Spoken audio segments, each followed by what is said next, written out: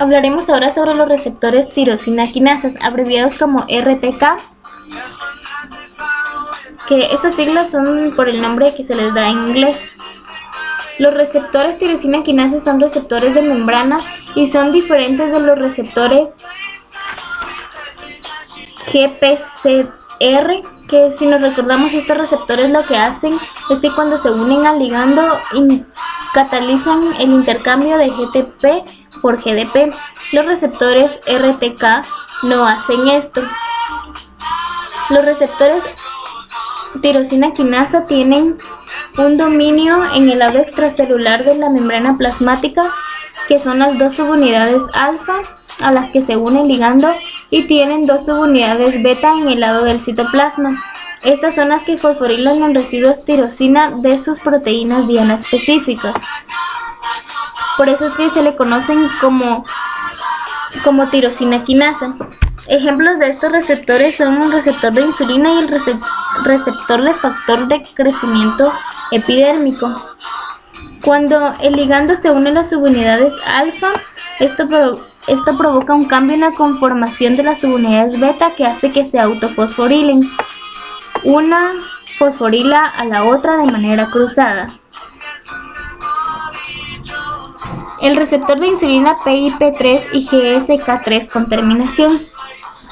Vemos aquí tenemos al PIP3, que es convertido por la enzima PIP3K, de la que hablaremos más adelante. Este PIP3 es un buen sitio para que se unan proteínas quinasas que fosforilan residuos serinas de otras componentes. El PIP3 es un punto de unión para que se dé otra ruta de señalización en la que intervienen proteínas quinasas como las que vemos aquí. La PKB es activada por unirse al PIP3 y también con ayuda de la PDK1.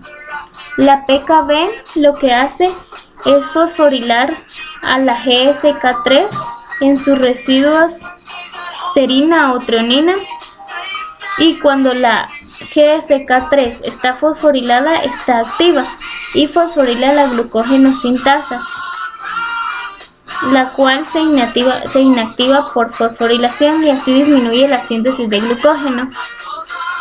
Entonces, la GSK3, que es fosforilada por la PKB, se inactiva y esto permite que no fosforile la glucógeno sintasa, permitiendo así que se lleve a cabo la síntesis de glucógeno.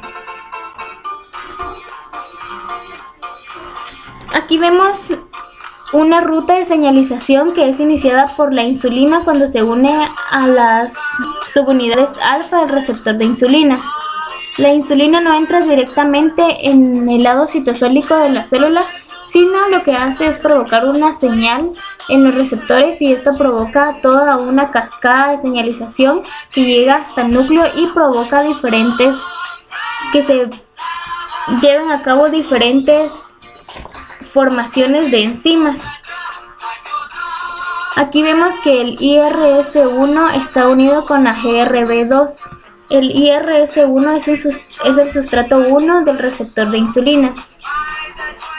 Lo importante de esta imagen que hay que mencionar es que el GRB2 no es el único enzima que se puede unir al sustrato de insulina.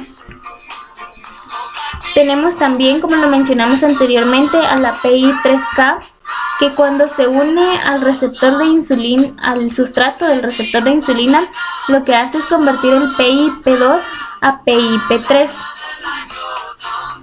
Recordemos que las quinasas utilizan la transferencia de un grupo ATP para otro componente. Aquí vemos un resumen de todo lo que ocurre cuando la insulina se une al receptor.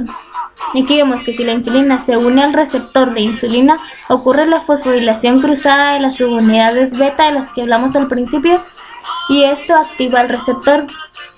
Se amplifica la señal y lo que provoca es que las proteínas que se unen al receptor, al sustrato del receptor de la insulina,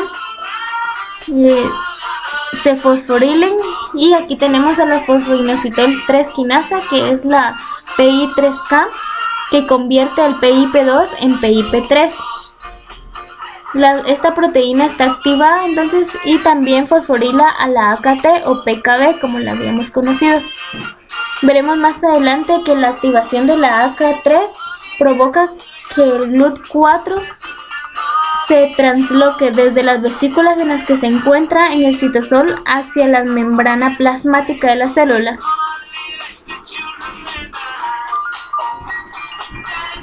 Aquí podemos ver al PIP3, que es el que se encuentra aquí.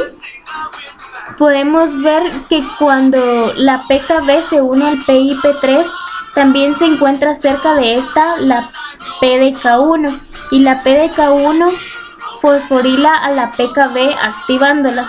Cuando la PKB está activa puede ayudar en la síntesis de proteínas, en la captación de glucosa por medio de translocación del GLUT4, como lo hablamos anteriormente, y también estimula la síntesis de glucógeno al fosforilar a la GSK3.